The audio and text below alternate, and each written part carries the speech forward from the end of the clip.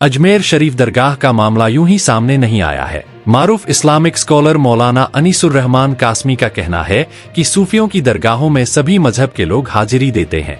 ये मुकद्दस मुकाम हिंदू और मुसलमानों का संगम है।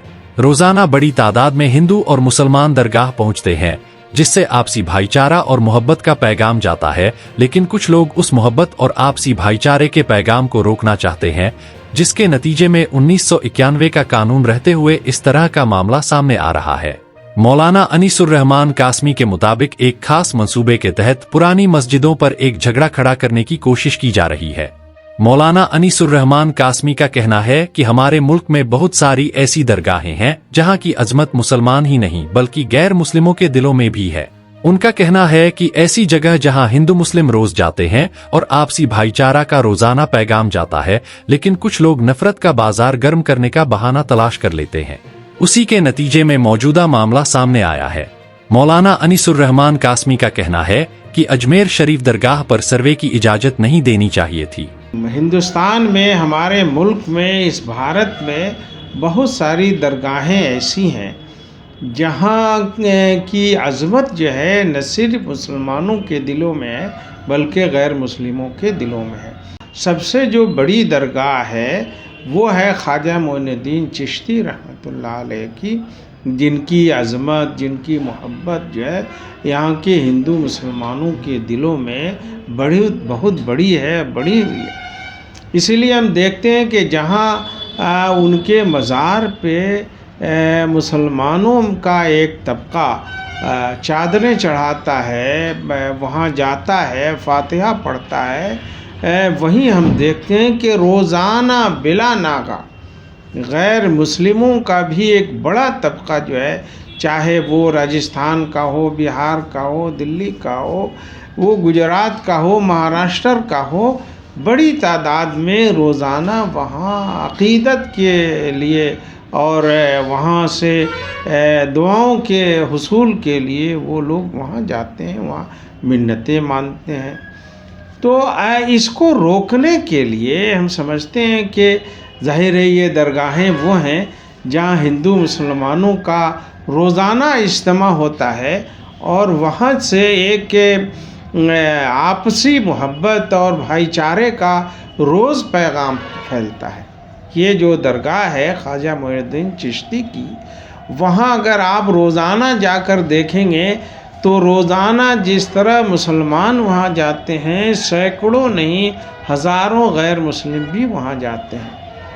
तो जहाँ ऐसी जगह जहाँ मुसलमान और गैर मुस्लिम दोनों जाते हों, वहाँ से यकीनन जो है आपसी भाईचारे का, मोहब्बत का एक पैगाम रोज़ जाता है। तो कुछ लोग जो है इस पैगाम को, मोहब्बत के इस पैगाम को, आपसी भाईचारे के इस पैगाम को रोकना चाहते हैं। आप जानते हैं कि कुछ लोगों ने नफ़रत का बाज़ार इस मुल्क में गर्म करने का मुख्तलिफ बहाने तराश लिए हैं।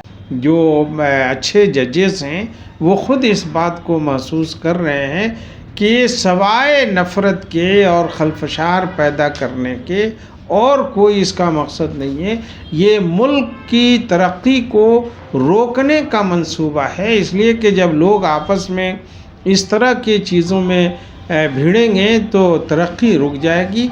और लेकिन हम ये भी यकीन से कहते हैं कि इस तरह के जितने काम किए जा रहे हैं, लोगों का विश्वास अदालतों पर, ख़ास तौर पर सुप्रीम कोर्ट पर कम नहीं हो रहा है बल्कि बढ़ रहा है और बढ़ेगा।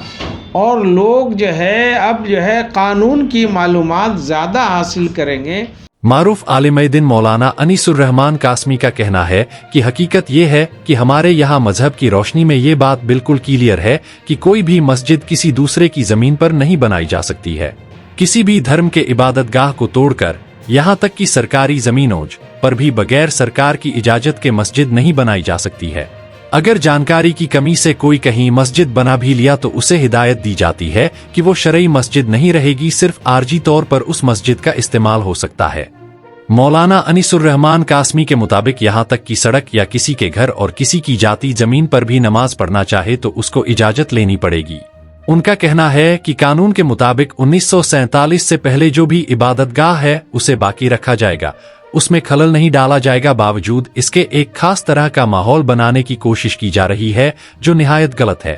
انہوں نے کہا کہ ایسے معاملوں پر روک لگانا چاہیے تاکہ ملک کی ترقی میں کوئی رکاوٹ پیدا نہیں ہو۔ ہمارے ہاں یہ مذہبی طور پر اسلام کا یہ واضح موقف ہے کہ کسی بھی دھرم کی عبادت گاہ کو توڑ کر مسجد نہیں بنائی جا سکتی ہے، نہ کسی دوسرے کی زمین پر قبضہ کر کے مسجد بنائی جا سکتی ہے، نہ یہ کہ سرکاری زمینوں پر بغیر ان کی اجازت کے بھی کوئی مسجد نہیں بنائی جا سکتی۔ اسی لیے ہمارے یہاں مفتی باضابطہ اس کی نگرانی کرتے رہتے ہیں اور مساجد کے لوگ کہ کوئی بھی ہماری مسجد کسی کی زمین پر نہ بنے۔ اگر کبھی ایسی بن جاتی ہے ناواقفیت میں، جہاں کے لوگ غیر مزروعہ زمینوں پر آباد ہوتے ہیں، ان کے پاس کوئی مسجد کی زمین نہیں ہوتی ہے، اگر انہوں نے بنا بھی لیا تو ان کو ہدایت کی جاتی ہے کہ وہ شرعی مسجد نہیں رہے گی۔ ہاں، آپ نماز پڑھنے کے لیے اس جگہ کو عارضی طور پر استعمال کر سکتے ہیں، لیکن اس کے لیے بھی ضروری ہے کہ حکومت سے اس کی اجازت لیں۔ اسی لیے ہم لوگوں کے ہاں یہ مسئلہ بھی معروف ہے کہ کسی کے گھر میں اور کسی کی ذاتی زمین پر بھی اگر کوئی انفرادی طور پر نماز پڑھنا چاہے تو اس کی اجازت لے کر ہی وہ نماز پڑھے گا۔ تو چاہے سڑکوں پر نماز پڑھنے کی بات ہو یا کسی کی دوسرے گھر کی میں نماز پڑھنے کی بات ہو، یا کسی کی زمین جیسے کسی کا کھیت ہو، اور اگر معلوم ہے کہ یہ مسلمان کا کھیت ہے، وہ نماز پڑھنے پر خوش ہوگا تو آپ وہاں نماز پڑھ سکتے ہیں۔ لیکن کسی دوسرے مذہب والے کا کھیت ہے اور آپ کو معلوم ہے کہ وہ اس کی اجازت نہیں دے گا، تو آپ کو اجازت نہیں ہے کہ اس کے کھیت میں، اس کی زمین میں اس کی اجازت کے بغیر کوئی نماز بھی آپ ادا کریں۔ تو ہمارے یہاں اتنی سخت۔ بہرحال 1991 میں ایک قانون بنا کہ 1947 میں 15 اگست 1947 جو دیش کی آزادی کا دن ہے، اس دن جو عبادت گاہیں بھی کسی مذہب کی ان کی اپنی زمین پر بنی ہوئی موجود ہیں تو ان کو باقی رکھا جائے گا، اس کے بارے میں کوئی کرید نہیں کیا جائے گا کہ یہ کسی دوسرے کے دھرم کی عبادت گاہ کو توڑ کر یہ مسجد بنائی گئی یا مندر بنایا گیا یا گردوارہ بنایا گیا یا بدھسٹوں کا سینٹر بنایا گیا وغیرہ۔ اور اس کو پارلیمنٹ نے متفقہ طور پر اکثریت کے ساتھ ہی نہیں، متفقہ طور پر پاس کیا، جس کے مطابق عمل ہوتا رہا۔ لیکن ہم جانتے ہیں کہ اس افواہ کا کوئی اثر جو ہے اس ہندوستانی قوم پر، یہاں کے ہندو مسلمانوں پر نہیں ہونے والا ہے، اس لیے کہ ہندوستانی قوم جو ہے باشعور ہو گئی ہے، پہلے کے مقابلے میں پڑھی لکھی ہو گئی ہے۔